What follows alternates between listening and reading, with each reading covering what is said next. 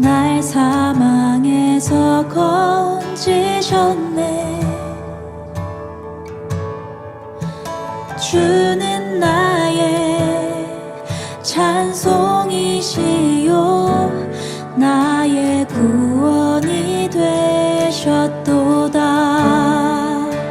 주는 나의 하나님이시라. 내가 주께 감사하리이다. 주는 나의 하나님이시라. 내가 주를 높이리이다.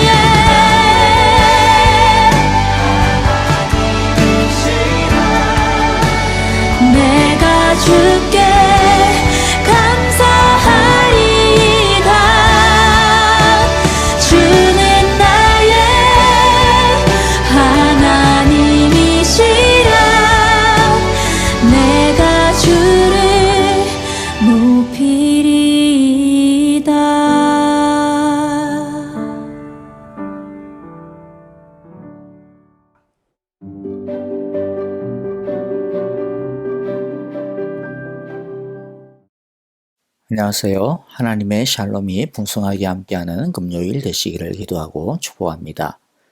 이제 하나님의 말씀을 함께 읽고 은혜를 나누겠습니다. 오늘의 말씀은 욥기 14장 13절부터 22절입니다. 13절을 제가 먼저 읽고 한 절씩 교독하겠습니다. 차라리 나를 스올에 감추어 두실 수는 없으십니까? 주님의 진노가 가실 때까지만이라도 나를 숨겨두시고 기한을 정해두셨다가 뒷날에 다시 기억해 주실 수는 없습니까? 아무리 대장부라 하더라도 죽으면 그만입니다. 그러므로 나는 더 좋은 때를 기다리겠습니다. 이 고난의 때가 지나가기까지 기다리겠습니다. 그 때에 주님께서 나를 불러주시면 내가 대답하겠습니다. 주님께서도 손수 지으신 나를 보시고 기뻐하실 것입니다. 그러므로 지금은 주님께서 내 모든 걸음걸음을 세고 계시지만 그때에는 내 죄를 살피지 않으실 것입니다. 주님께서는 내 허물을 자루에 넣어 봉하시고 내 잘못을 덮어주실 것입니다. 산이 무너져 내리고 큰 바위조차 제자리에서 밀려나듯이 물이 바위를 굴려내고 폭우가 온 세상 먼지를 급류로 씻어내듯이 주님께서는 연약한 사람의 삶의 희망도 그렇게 끊으십니다. 주님께서 사람을 끝까지 억누르시면 창백하게 질린 얼굴로 주님 앞에서 쫓겨날 것입니다. 자손이 영광을 누려도 그는 알지 못하며 자손이 비천하게 되어도 그 소식 듣지 못합니다. 그는 다만 제 몸 아픈 것만을 느끼고 제 슬픔만을 알 뿐입니다. 아멘. 욥은 12절에서 사람도 죽습니다. 죽었다 하면 다시 일어나지 못합니다. 하늘이 없어지면 없어질까 죽은 사람이 눈을 뜨지는 못합니다. 라고 했습니다. 그런데 13절에서는 자신을 소홀에 감추어 두실 수 없냐라고 묻습니다. 소홀은 구약시절의 용어인데요. 사람이 죽어서 가는 곳입니다. 구약시절에는 신약 성경처럼 죽은 이후의 모습에 대해 구체적이지 않았습니다. 부활에 대한 신앙도 아주 극명하지 못하고 있었던 때입니다. 왜냐하면 하나님께서 죽음 이후와 부활에 대해 조금씩 계시를 열어주셨기 때문입니다. 어쨌든 소홀로 가면, 즉 죽으면 다시 현실 세계로 살아 돌아오지는 못합니다. 욥도 그것을 잘 압니다. 14절인데요. 14절 앞부분에 대한 번역이 나뉘어지기는 하지만 세 번역에 보면 아무리 대장부라 하더라도 죽으면 그만입니다. 죽으면 끝이라는 것이죠. 부활을 하더라도 그것은 미래의 것이지 현재의 것은 아니니까 현재와는 상관이 없는 것입니다. 욥은 죽으면 끝이라는 것을 잘 알면서도 죽음으로 도피할 수 없다라는 것을 잘 알면서도 자신을 소홀에 좀 숨겨달라고 합니다. 그만큼 고통스럽다라고 하는 뜻입니다. 그러나 이 말은 단순히 그냥 하나님 차라리 날 그냥 죽이세요 라고 하는 그런 반항과는 다릅니다. 하나님에게 대드는 표현은 아닙니다. 13절에 나오듯이 주님의 진노가 가실 때까지, 즉 진노가 끝날 때까지 좀 숨겨달라고 하는 말입니다. 그러니까 자신의 고난을 하나님께 의탁하는 표현인 것입니다. 이 세상에서는 이 고난을 피할 곳이 없는 것 같은데 어디 제발 자신이 좀 숨을 좀 돌릴 수 있는 곳에다 좀 피할 수 있게 해달라고 하는 말인 것이죠. 14절 후반부에 보면 욥이 소홀에 자신을 좀 피할 수 있게 해달라고 요청하였던 이유가 나옵니다. 욥이 너무 힘들어서 현실을 도피하고 싶어서 소홀이라도 피하게 해달라고 그렇게 한 것은 아닙니다. 그는 이 고난을 견뎌내고 싶어 합니다.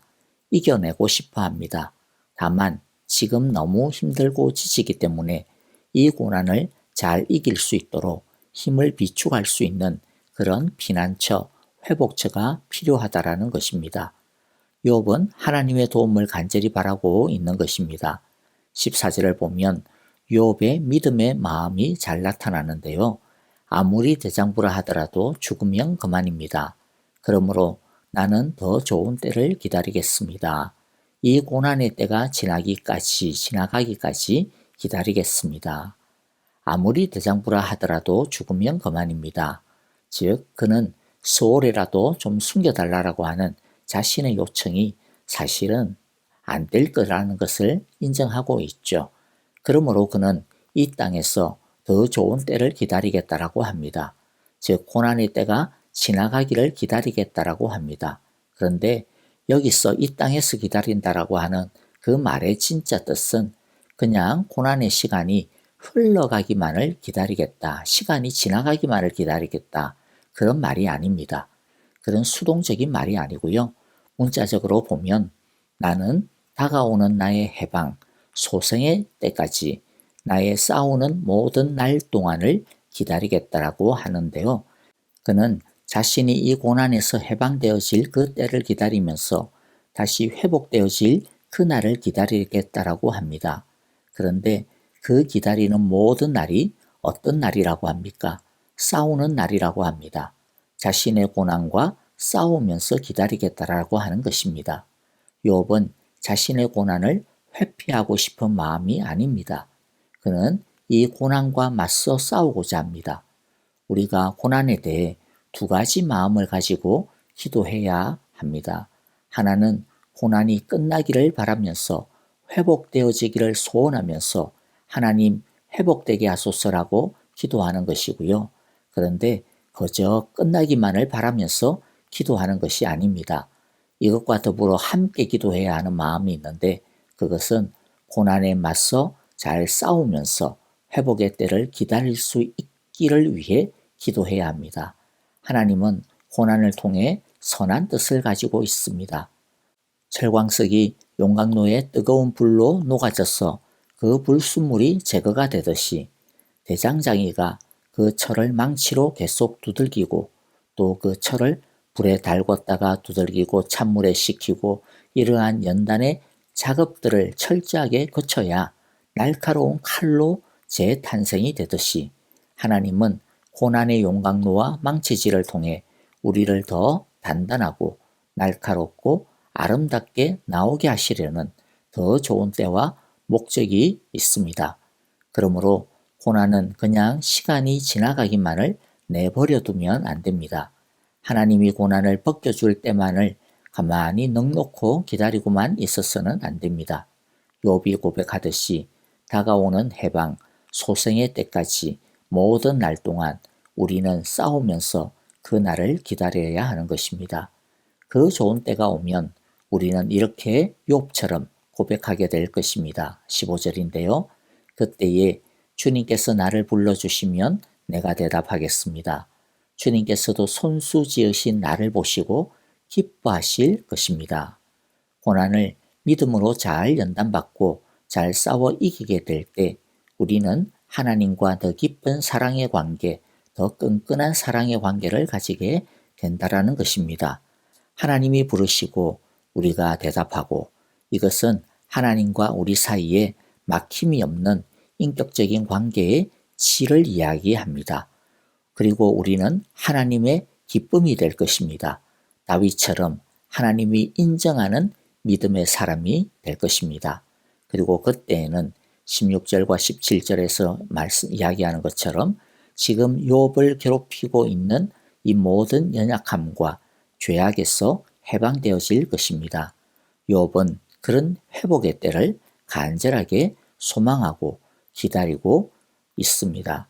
그런 회복의 때 온전히 연단되어질 그 때까지 잘 싸우고 견딜 수 있도록 욥은 하나님께 자신을 붙들어 달라고 기도하고 있는 것입니다.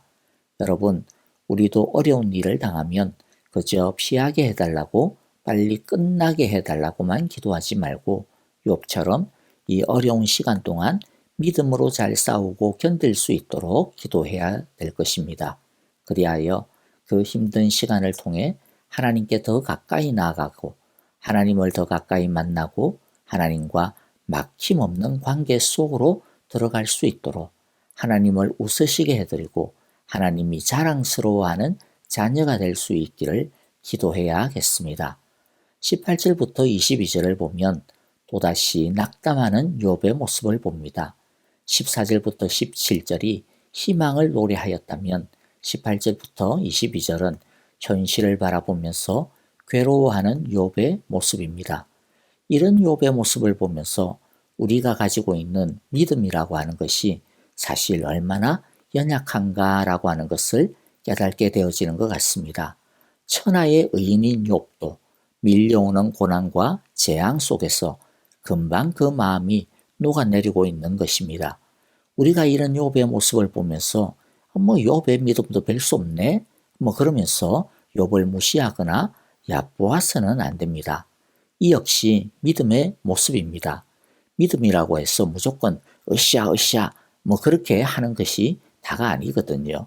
믿음이란 자신이 얼마나 연약하고 무능력한지 자신의 있는 모습 그대로를 하나님께 솔직하게 고백하는 것입니다. 욥은 지금 낙담하고 절망하면서 사실 하나님께 절규하고 있는 것입니다. 내가 아무리 싸우겠습니다. 기다리겠습니다. 이렇게 해도 자신의 믿음은 아무것도 아니라고 하는 것을 자신의 힘으로는 이 어려움과 고난을 맞설 수 없다라고 하는 것을 고백하고 있는 것입니다. 이 절망과 낙담을 통해 욥은 하나님께 탄원하고 탄식하고 있는 것입니다. 하나님, 나는 아무것도 아닙니다. 나는 아무것도 할 수 없습니다. 주여 나를 불쌍히 여겨 주옵소서. 주여 나를 버리지 말아 주옵소서. 주여 나를 도와주시옵소서라고 말입니다.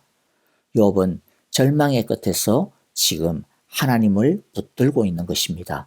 우리도 우리 자신에 대하여서는 절망하고 그러나 하나님만을 붙들어야겠습니다.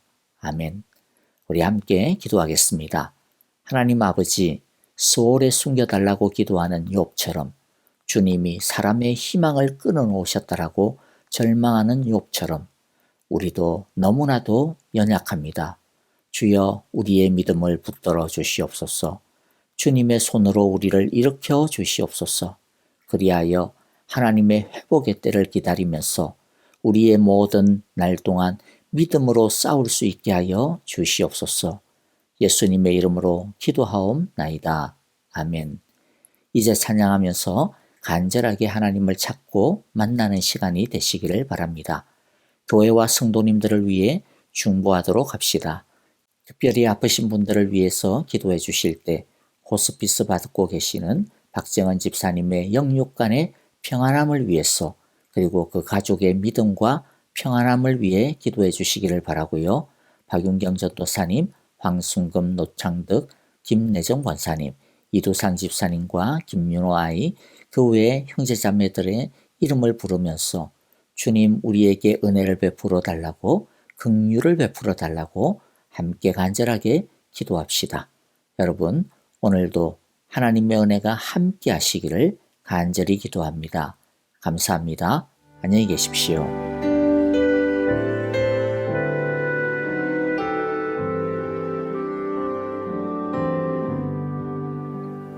주님여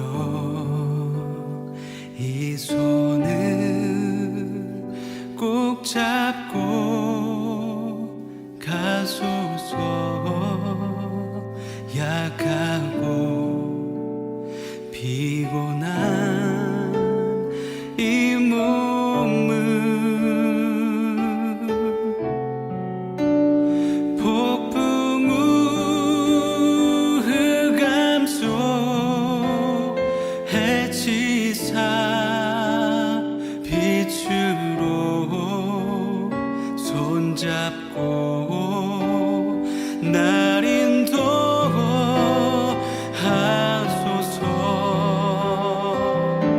주님여 이 손을 주님여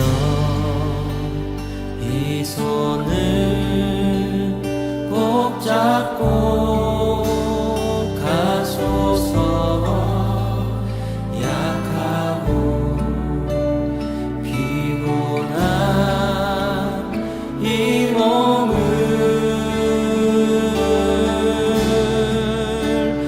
폭풍 우 흑암 속 해치사 빛으로 손잡고 날 인도하소서. 다시 한번 주님여 이 손을 주님여 이 손을 꼭 잡고 가소서. 약하고 피곤한 이 몸을 폭풍 우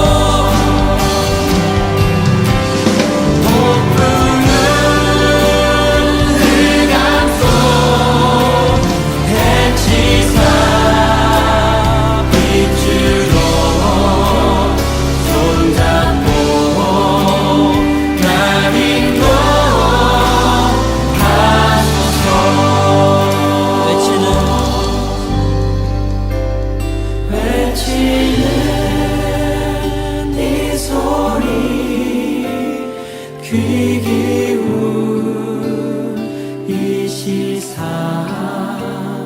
손잡고 나